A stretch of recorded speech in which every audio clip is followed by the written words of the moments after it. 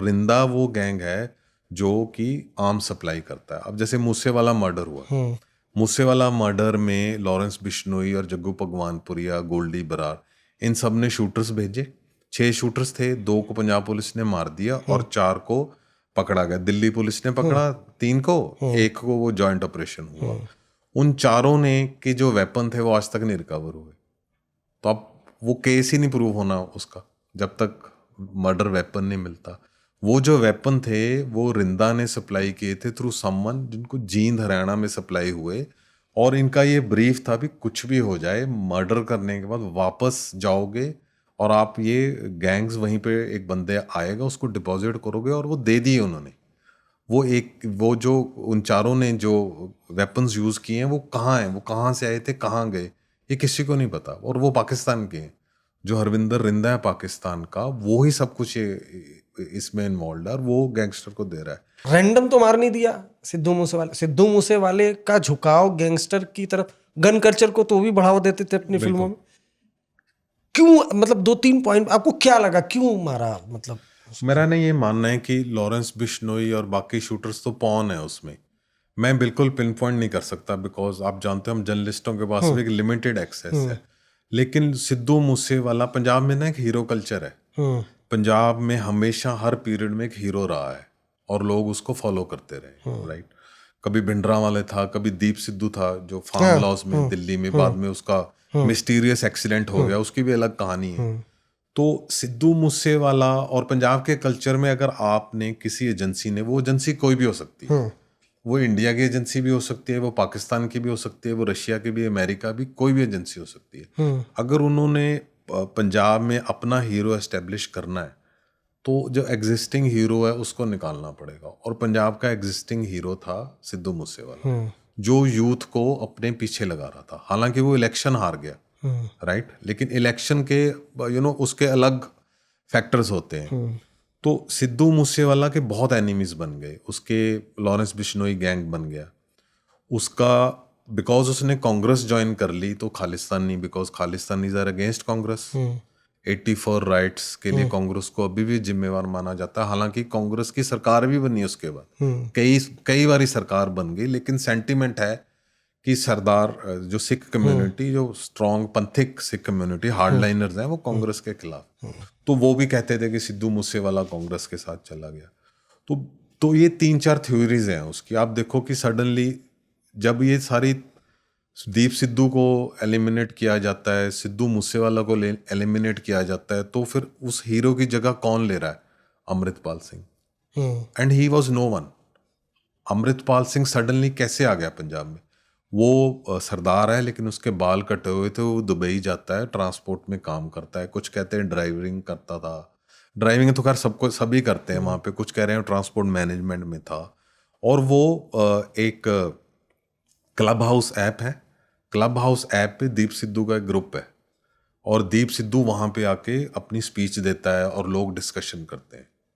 और अमृतपाल की सबसे पहली एंट्री होती है उस क्लब हाउस ऐप में as a listener, because speaker का जो आपको पावर देनी है, परमिशन देनी है, वो दीप सिद्धू देगा, राइट। और तो दीप सिद्धू जब वो लिसनर है तो बीच में वो चैटिंग में बोल रहा है, अपने कुछ पॉइंट ऑफ व्यू दे रहा है और उसको बोलने का मौका मिल रहा है और वो बहुत अच्छा बोल रहा है, अमृतपाल। और वो वहाँ से वो फिर उनकी कोर कमेटी में आ रहा है और वो वहाँ से फिर सडनली दीप सिद्धू गायब, सिद्धू मूसेवाला एंड तो और उसके बाद अमृतपाल लीडर बन गया। अब अमृतपाल का गैंगस्टर्स के साथ कनेक्शंस देखो कि जो जयपाल पुल्लर था, जयपाल पुल्लर ने सबसे बड़ी गोल्ड हाइस्ट की थी, 30 किलो से ज़्यादा सोना उसने चुराया था, राइट। और वो सोना अभी तक नहीं मिला। और अभी पुलिस ने अमृतपाल के ऊपर UAPA का केस किया है। एक उनका दीप सिद्धू का फॉर्मर कोर कमेटी मेंबर था, उसका मर्डर हुआ है और उसके मर्डर के इन्वेस्टिगेशन में एक बाहर बैठे गैंगस्टर ने पुलिस को, उसकी ऑडियो रिकॉर्डिंग है, ये बताया कि इस बंदे को इसलिए मारा गया बिकॉज जयपाल पुल्लर का वो सोना अमृतपाल के पास है और इस बंदे के पास हिसाब है। सो अब देखो कैसे उनकी तारें जुड़ रही हैं। लेकिन अब कुल मिला के जो मेन हीरो बन गया है हाँ, तो अब पंजाब का, अब तो वो खैर देखो वो मेंबर पार्लियामेंट बन गया है, तो मैं उसकी कॉन्स्टिट्यूंसी में स्पेशली गया था ये देखने कि लोग किसको वोट डाल रहे हैं, वो अमृतपाल को वोट डाल रहे हैं या वो खालिस्तान को वोट डाल रहे हैं। किसको वोट डालना? तो वो कह रहे हैं कि हम अमृतपाल को वोट डाल रहे हैं। पंजाब में ना एक और कल्चर है, पंजाब में ये बहुत फील किया जाता है कि मुंडे नाल धक्का हो गया, यू नो, मतलब कि इसके साथ धक्का हो गया, इसको पुलिस ने पकड़ के अंदर डाल दिया। अमृतपाल तो अमृत संचार कर रहा था, वो तो नशे छुड़ा रहा था, और पुलिस और पॉलिटिशियंस को पसंद नहीं आया बिकॉज उनका धंधा है नशे बांटना, ये पॉपुलर है, उसको कोई खालिस्तानी नहीं मानता। इनफैक्ट उस एरिया के हिंदूज ने भी अमृतपाल को वोट डाली, जो उसके गांव के हिंदूज हैं उन्होंने भी अमृतपाल को वोट डाली है, और वो कहते हैं हम अमृतपाल को वोट डाल रहे हैं, पर अगर ये खालिस्तान की बात करेगा हम इसके साथ नहीं है। ये दोनों सेंटिमेंट्स हैं वहाँ पे। उसको क्यों वोट डाल रहे हो? मुंडे नाल धक्का होया, मुंडा था अमृत संचार कर रहे थे, वो तो स्पिरिचुअल बंदा है, and he looks like Bhindra वाले। तो ये ऐसा सेंटिमेंट है जो आप पंजाब का समझ नहीं सकते। वो उन्होंने अपनी तरफ से उसको सर्टिफिकेट दे दिया है कि वो खालिस्तानी नहीं है। कई तरह के खेल चल रहे हैं कुल मिला के पंजाब में। इट इज़ वेरी कॉम्प्लिकेटेड यार। मतलब मूसेवाला का भी, मतलब अभी तक क्या एग्जैक्ट मोटिव है वो भी अभी तक नहीं क्लियर हुआ कि वो क्या एग्जैक्ट मोटिव है। लेकिन अल्टीमेटली जो एक से एक जो सिद्धू मूसेवाला गन कल्चर को बढ़ावा, कुछ न कुछ खालिस्तान को भी बढ़ावा देने वाला सब उसका सिद्धू मूसेवाला ने एक्चुअली उसने आर्म्स लाइसेंस की बहुत सपोर्ट की थी। उसने ये भी बोला था कि अब पंजाब को ना सिख राइट्स भूल जाने चाहिए। वाओ। हाँ, ये उसकी स्पीच थी इलेक्शन से पहले की। उसने ये बोला है कि पंजाबियों को, सिखों को आगे चलना चाहिए, हमें पास्ट को भूल जाना चाहिए।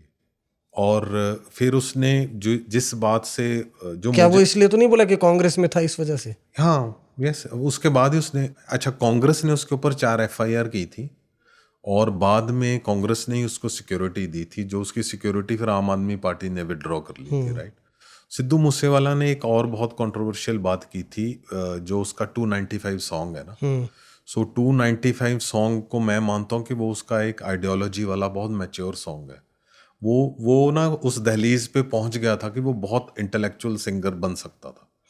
आप सिद्धू मूसेवाला के, मैं घर गया हूँ तो उसके ड्राइंग रूम में ओरिजिनल ग्रेटर पंजाब का मैप लगाया हुआ है, और वो कहता था कि ये मेरा ड्रीम है, पंजाब जिसमें लाहौर है और पाकिस्तान, वो सारा एरिया जो ऑलमोस्ट दिल्ली के बॉर्डर तक वाला पंजाब था ओरिजिनल, इवन बिफोर महाराजा रणजीत सिंह वाला ना, तो सप्त सिंधु वाला, तो उसने वो मैप लगाया, ये उसकी आइडियोलॉजी थी।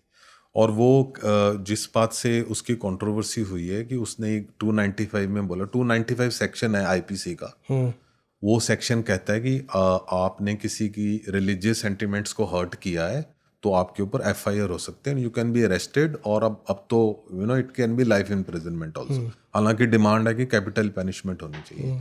तो उसने उसको क्वेश्चन किया था, उसने बोला कि जो धर्म के ठेकेदार आप अकेले नहीं हो, हम लोग भी हैं, हालांकि सिद्धू मूसेवाला अमृतधारी सिख नहीं है, और धर्म के ठेकेदार कौन है? अमृतधारी सिख, जो जत्थेदार हैं, जो जिनका कंट्रोल है अकाल तख्त पे या श्रोमणी गुरुद्वारा पे, जैसे हर रिलीजन के अपने अपने हैं।